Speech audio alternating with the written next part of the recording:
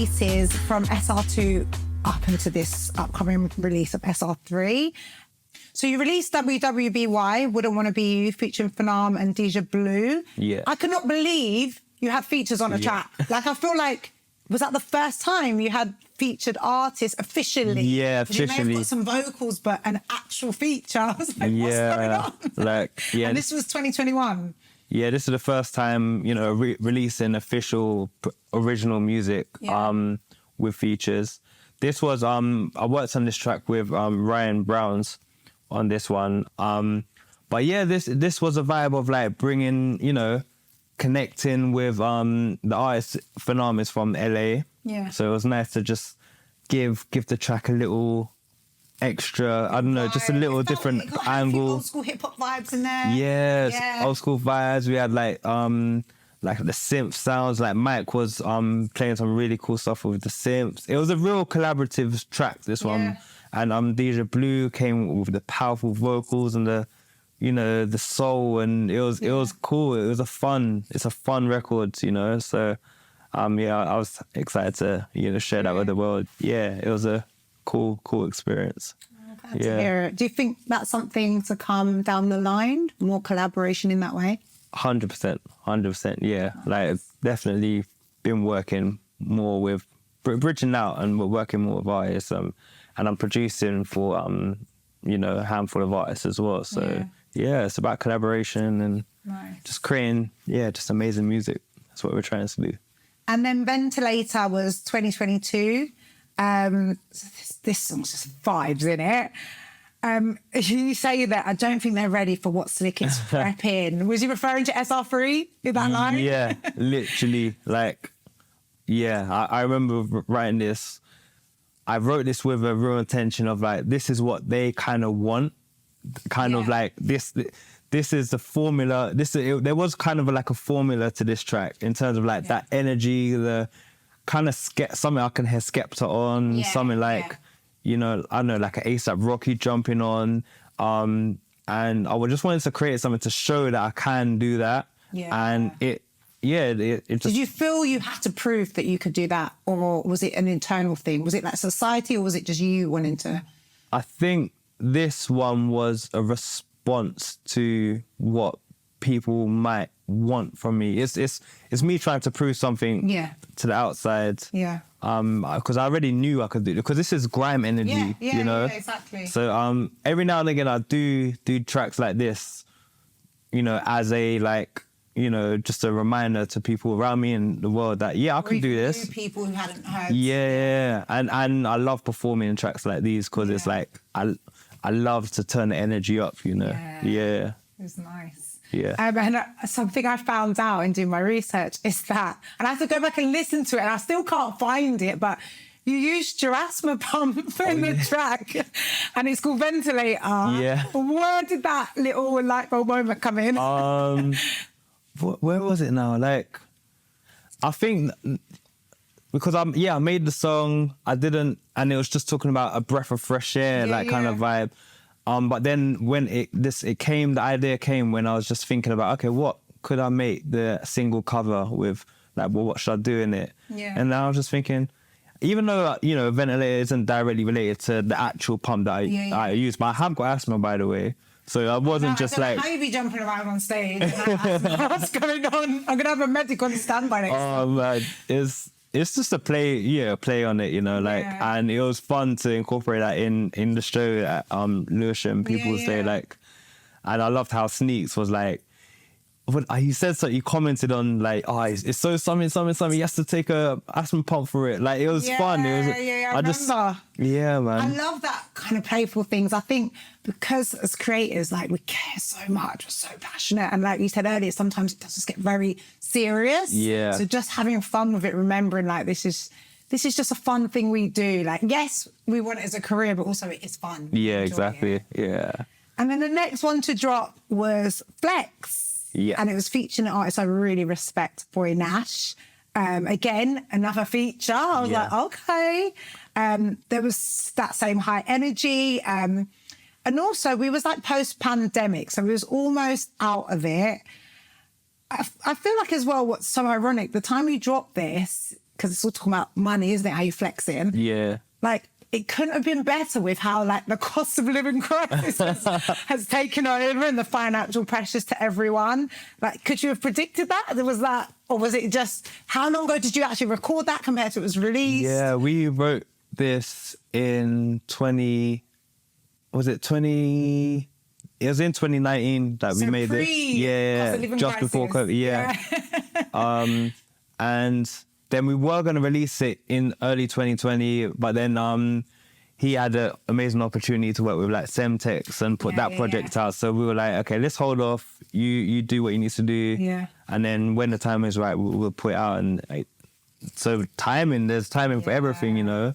But yeah, the energy of the vibe of that track is literally just to kind of, you know, take the mick out of people who flex too much. Like, you don't need to flex, man. It was that sort of vibe. Nah, that ain't the flex, man. Just do your thing, you know. You know, be true and honest to yourself.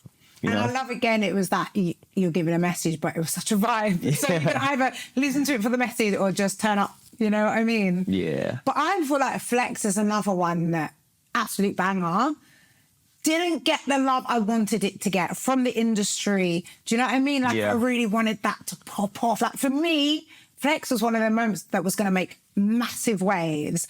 So I want to ask you something. It's a bit uncomfortable, but I'm going to ask it anyways. Yeah. Do you feel like you're underrated?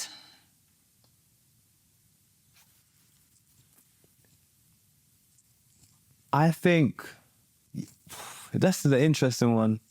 I think this is the funny thing, because like people who are aware of it, I don't think they underrate me. Right. But it's just the fact that people who might haven't, or maybe have like received my music and like listened to it but not supported it, I have a feeling that they just they just weren't in the right space to take it in the right way. Yeah. So in a sense, I do feel underrated in a space where like I know that what I can do is worthy of, you know, that's, you know, to compete with Grammys, what's going on out there, 20 you know. charts and... Like, I literally believe in myself there. And I know that, you know, I deserve to be like a full-time musician. I'm not a full-time musician yet. Yeah. But I know my music is of that caliber now.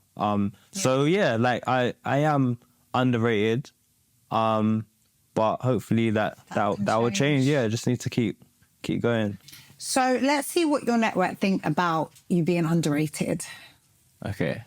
I can see why people would say that, especially people close to him. So I feel like I don't believe in the word underrated. Of course, 100 times yes. It's such a shame because his work is just absolutely fantastic and it's definitely going places. As he's going places, he's doing big things, and people need to keep their eyes and ears peeled because soon, listen, he will be everywhere.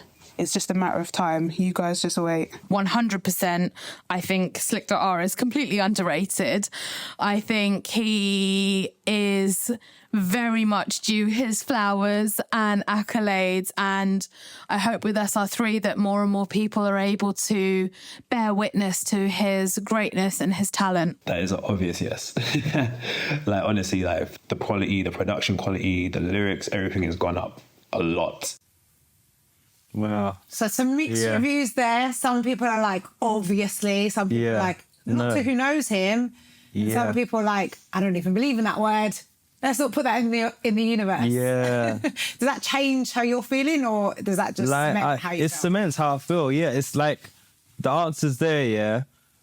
If you take away the yes or the no and just go into how everyone's elaborated, everyone's on the same, everyone agrees. It's just how, the question is, how do we perceive underrated? Is underrated based on who's already aware of it, me? Mm-hmm. Or is it underrated based on the people who aren't aware? Like, but what I've got from that is that they rate me. Yeah. I guess that says it. Knows and if you know, you know. And that's hard because there's a lot of people who they're known to many, but it doesn't mean that they're respected or rated by many. Do you know what I mean? Yeah. So to know that the people that you are known to highly respect you is credit to you. Yeah, that feels good. That feels good. So SR3 is out soon, but for us extra lucky ones, What did we think about it? I would say his sound has developed quite a bit. Nowadays he's more melodic, as opposed to him just spitting bars. You know, like he's more of a well-rounded artist now. There's way more dynamics in the beats as well. Like the ideas are still creative, but everything punches and hits a lot harder now. So I definitely think he's growing in that way. It's levels above everything he's done so far. Not to say his last work wasn't great, but you can tell the time he's put into this project, from the production to the transitions to the concepts in the songs. You can tell that this one has taken like all of the learning that he's had over the last years. And yeah, you can just see the growth in even in just like the way that, yeah, everything is structured. So from my perspective, this is the best one yet, for sure. Definitely something I think can accommodate people from all walks of life, play in a room. I think it's digestible. The type of sound where it doesn't necessarily feel like it's boxed in. So you might even mistake some of the songs as like really happy tunes, but like when you deep the lyrics, they're not as joyful as the beat is, if that makes sense, which I found quite interesting, like the contrast of those two. How does that feel, hearing people's initial impressions of your upcoming project? It feels good. Like, first of all, just the recognition that I'm taking it to another level. You know, I am developing, and that's my intention, and just continuing to just push it, challenge the idea of, you know, putting contrasting kind of ideas and levels of emotion into music. So like, you know, it could be a sad vibe, but like positive lyrics, or a positive upbeat kind of sound, but it's like underlying things going on. Like, I'm just grateful for, you know, the recognition in what I'm kind of putting my life into, you know. Definitely. Yeah. Your religion, your unofficial religion. Oh my days, yeah. So let's talk SR3, the highly anticipated next project, created 2020 to 2022. I would say that this is your most alternative sounding body of work to date. Yeah. And also, it feels a lot less painful. I don't know what it is, but it just feels a bit lighter. But there's still, I think, this underlying message of frustration within your career and your journey. So it feels a bit more like it feels a little less personal life pain and more career journey. Oh man. What do you think? Yeah, it's just a reflection of the times. I think that there are still certain tracks in there that are quite, you know, depressing. Don't say not depressing, just deep. Deep. Okay, yeah, deep. But I think overall it sounds like a brighter project because there's more balance, I think. Yeah, okay. Because there's uplifting stuff, there's heavy, hard-hitting stuff, there's deep, moody stuff. But some of the deep, moody stuff, I've kind of counteracted it with more upbeat production. So it's like, yeah, I think I'm just developing, you know, learning how to kind of, you know, put songs together in a way that kind of feels a bit more balanced, and it's doing what I'm trying to, you know, achieve, you know. And this one, like, this album is really, every track has been made with an intention of performing it live. Yeah. That's a really important thing for me. Okay. So like, yeah. So. And as we know in the music business, we talked about it a bit earlier, but that's actually one of the biggest income revenues. I'm not saying that's why you thought of that, but it's smart that you did. Yeah. So the track list, and I'm going to be cautious because we're not trying to do spoilers. Yeah. So you've got You and I, Assimilate, Flow Free, Friend of Me. Did I say that right? Friend of Me. Yeah. Number 1, Don't Think, Not Today, Golden Eyes, and No Sleep. So let's talk You and I firstly. Yeah. I can tell you've been working on your vocals. Yeah. But what I couldn't figure out is who is You and I? Are you talking in third person? Like, I was so confused. I'm talking about as if I'm talking to myself. Right, okay. It's you and I. Crazy. But that's one side. And then the other side is you, the listener, you and I. Okay. Like, yeah, so those two vibes. Yeah. I was listening to it like 3 times and I was like, he's definitely talking in third person to himself at some points. Yeah. Yeah, it's just about motivation and wanting to go and get it, you know? Yeah. Yeah, that's the vibe. It's a nice, good lead track. I think it sets the tone for the project really well, which is nice. Yeah. And then assimilate. Now, I had to Google to find this word, and according to Google, it means to take in and understand fully, in brackets, information or ideas. Did you know that, according to Google? That's a good way of putting it. Yeah, like for me, it's about assimilating, like putting yourself. You're in a situation, environment where you have to adapt and kind of, fit in with the system and the structures around you. But there's that sort of energy, like but the sonics of it is like kind of. I felt rebellious in it as well, but at the same time knowing that I have to assimilate into our society, you know. But I don't want to over explain it. I think. Yeah. You'll see what people take from it. Yeah. I think that's interesting that it's come as well at this point in your career because you are obviously much more experienced in this music world, in this music business. So it's interesting that it's on SR3. Yeah. So next track on the project, Flow Free. Yeah. This one actually reminds me a bit of SR2, but gets the feels of SR3. Does that make sense? Yeah, that's good that you said that because it's like, it was a beat that was made like in 2018.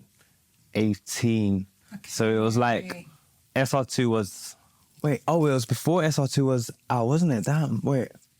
So it was made at the tail end of, like, I already completed the stuff for SR2, but it was in between. Yeah. I made it, but it was before I put SR2 out. Okay. So it was a similar vibe. How did I pick up on that just from listening to it? That's wild, dope. Yeah.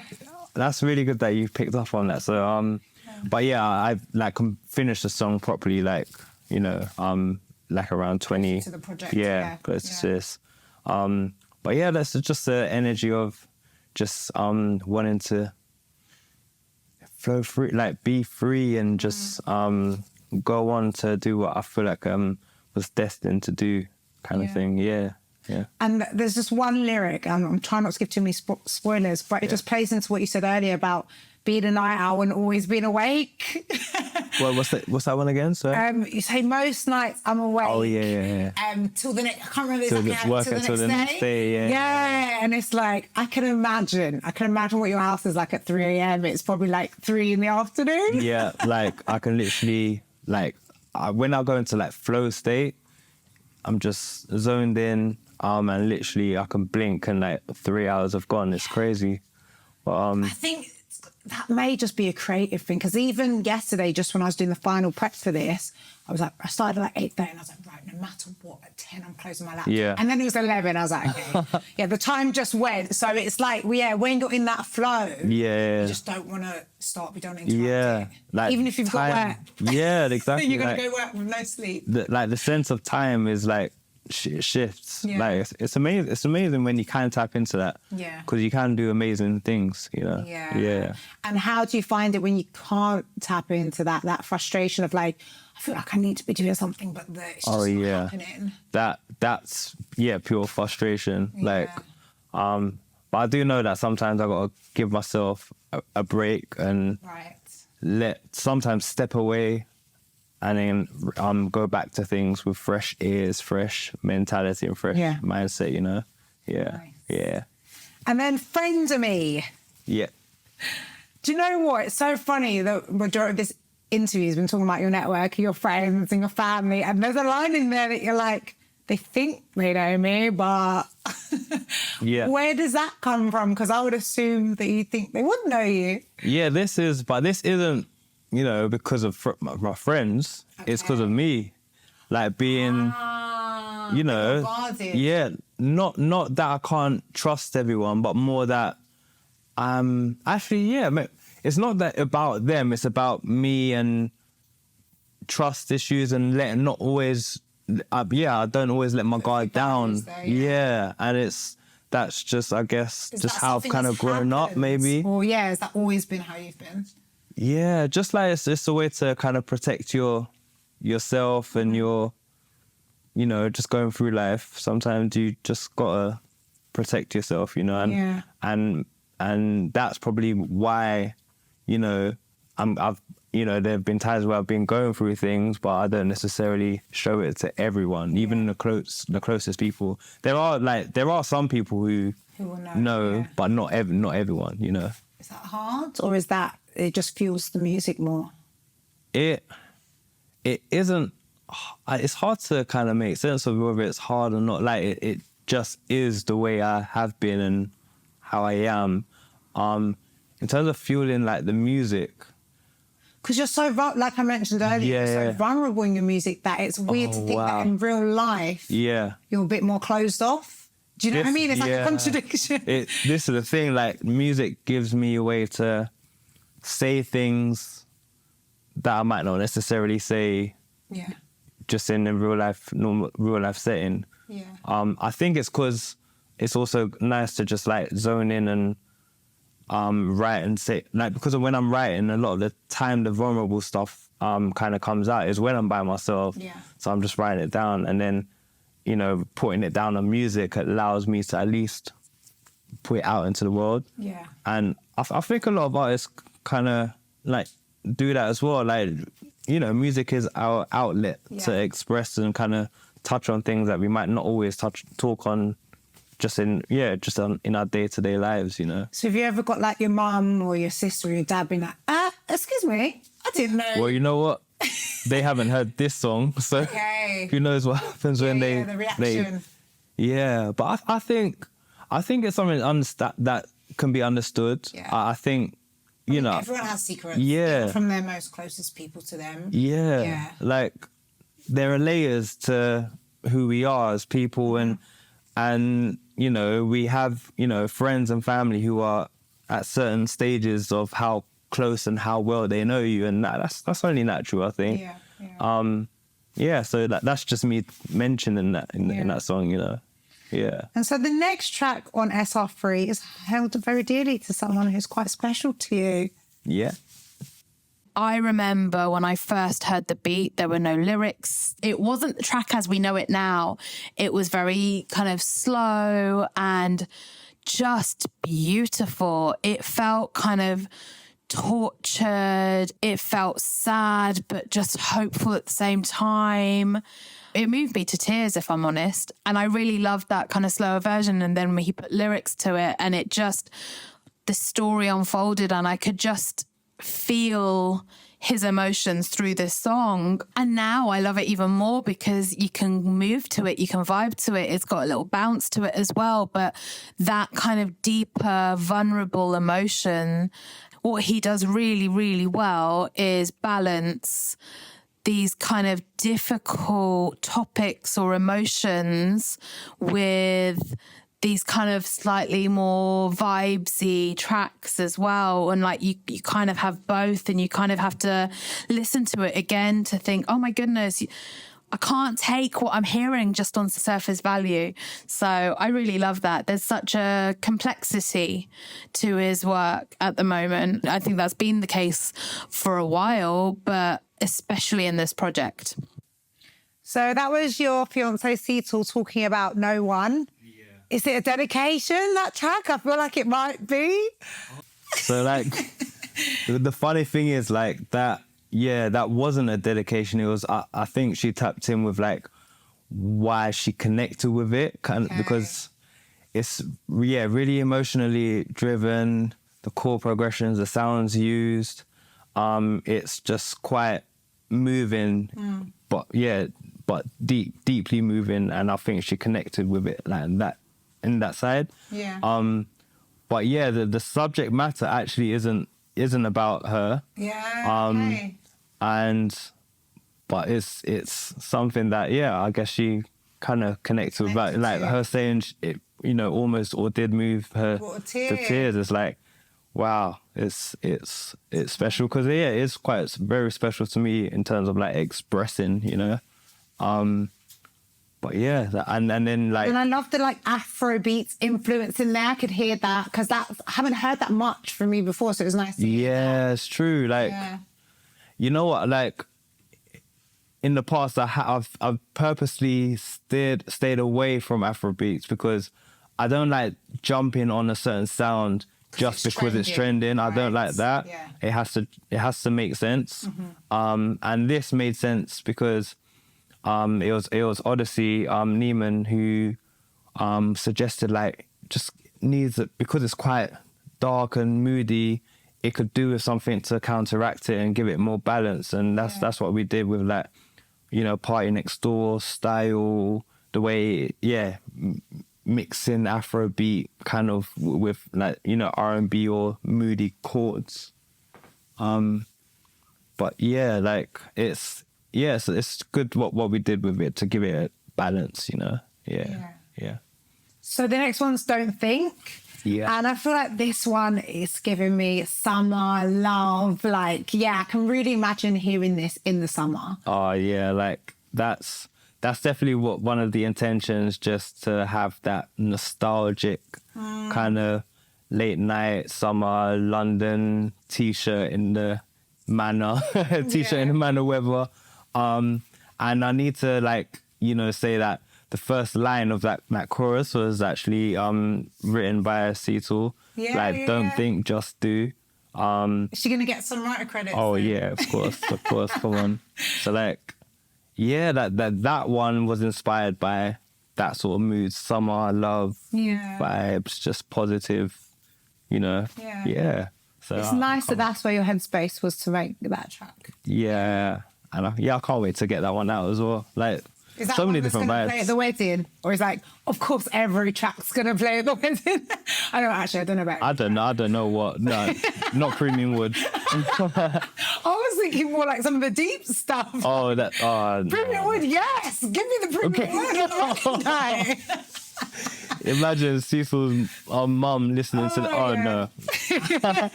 So then, up next on the track list, we've got Not Today.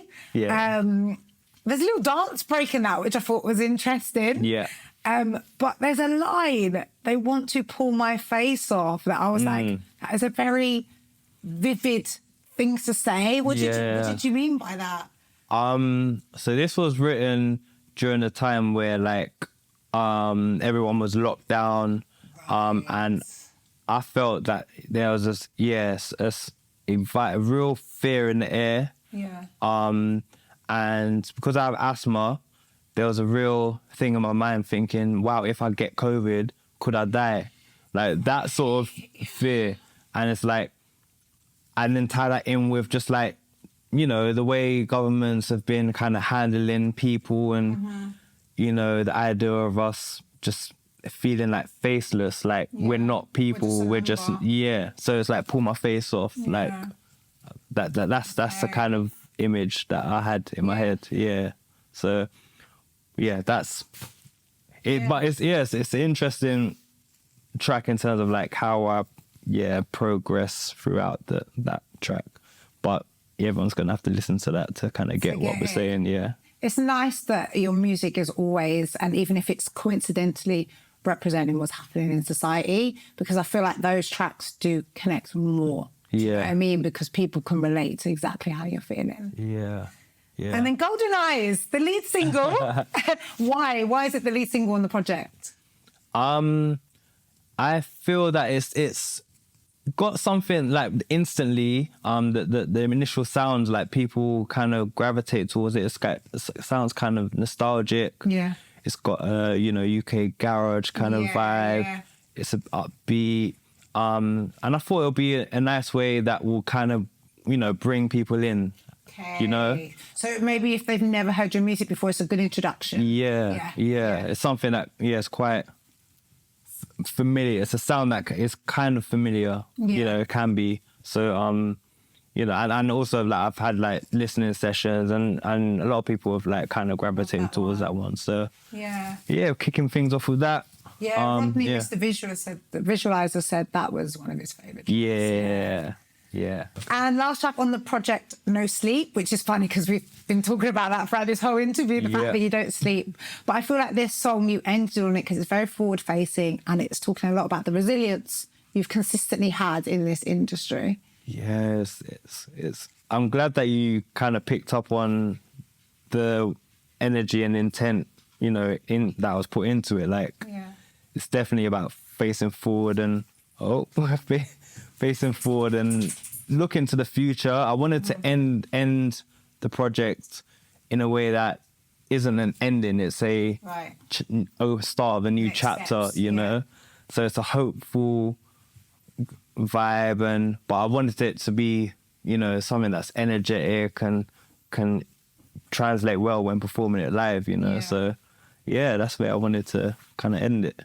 Nice. And I mean, I know there's more tracks in the bag, but for now, we're going to stop at SR3. Yeah. So let's just quickly look forward for you, like SlickdotR, the artist, SR3 upcoming project. What do you want to achieve with this latest release? Is there something specific?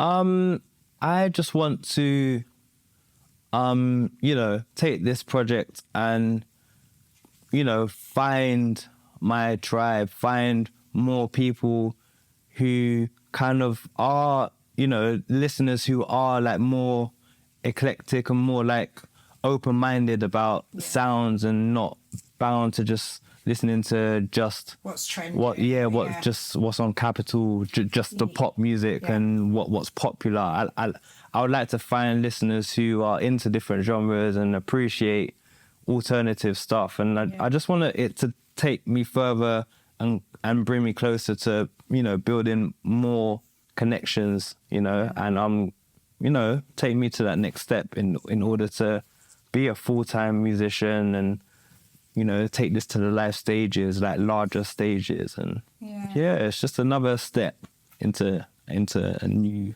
era. The timing's great because some genres are just ever forming. Do you know what I mean? So there was a time when probably first started where you did have to be a specific type of artist with a specific type of sound. But I think that will play to your strengths, that people are really open into not. I mean, Stormzy's a great example of someone who's literally smashed every box that people tried to put him in. And I feel like that's what you're continuously doing. We're trying to make it happen, man. So two more things, and I have to ask this because honestly, what do you do to relax? Like when do you, because you don't sleep, so when do you relax? How does SlickdotR switch off and just be Ashton again? Because the two are so merged, aren't they? But when some people can't. It's hard. It is hard to switch off and just be Ashton, because I'm always thinking, okay, I've got to do this, got to do that. And, you know, it's more to just the music, you know, in terms of getting the music out. So always switched on like that. But I think it's when I go on holiday, I completely detach. Have to, by force. I probably ain't got Wi-Fi. Yeah, exactly. Like, I actually love just switching my phone off and being in the moment of whatever I'm doing. That in one of your songs, like it's nice. I just like being in the moment. So when I'm on holiday, that's definitely a time to switch off. But that being said, I do love my sleep. It's just that I'm the nocturnal hours. I'm usually, if it was up to me, my body clock would be a bit mad. I'll probably be up till about 4. Yes. And then I'll sleep in the morning, sleeping late, and then wake up and then do it again. But that's me. Like I just like to be in the moment, so I create moments to step out of this mad rat race that we're in. You know. I hope you've got a holiday book for this year. Probably after SR3 drops, because you're going to be busy promoting it. Yeah. And before we go, I just really want to thank you. I feel like I know so much about you already, but getting a deeper understanding into when I met you, pre-SlickdotR, and even just some of your thought process behind your choices. As a creative, I can't sing your praises higher. You are an absolute all-rounder. And there's also a couple people from your network who wanted to say a few final words about how much they love you. Oh, Overall, I think he's just a top guy. You know, someone I've worked with for the last 3 years now. It's an ongoing journey, and I'm witnessing his music growth, but also his own growth in his own life. He's in my life to almost like be this guide of what to expect to happen in my life or what's upcoming. And just watching him sometimes just maneuver or take care of his own business kind of gives me a heads up of maybe like just what to prepare for. His music makes me feel alive. On a personal note, it makes me feel really proud, especially SR3. This project is incredible. The work and dedication that he's put into doing that through immense pressure as well. You know, look at the state of the world and what we've gone through over the past few years. And he comes out with this. It's just, I feel really, really proud. So exciting. wow. Yeah, I really appreciate those words. How excited are you for the world to hear SR3? Oh man, I'm super excited. It's a bit, you know, there's always the nerves, like, because I want it. I don't want it to fall on deaf ears. Yeah. I want it to go as far as it can go. Yeah. And I'm excited to perform it. Like so. We know everyone putting together any shows, you got to book in there. Yeah, exactly, man. Thank you so much for being my first guest on Behind the Beat. Come on. And honestly, it's been a pleasure talking to you today. Thank you. Thanks for all the time you've put into this and the in-depth like research, and I really appreciate it. It's been really good. No worries. And for you watching at home, make sure you go and follow SlickdotR on all platforms, spelled how it sounds, SlickdotR. And make sure, of course, when SR3 drops, you download and stream it. I've been your host, Shahlaa Tahira. Thank you so much for joining me today. Thank you. Come on. This is Behind the Beat.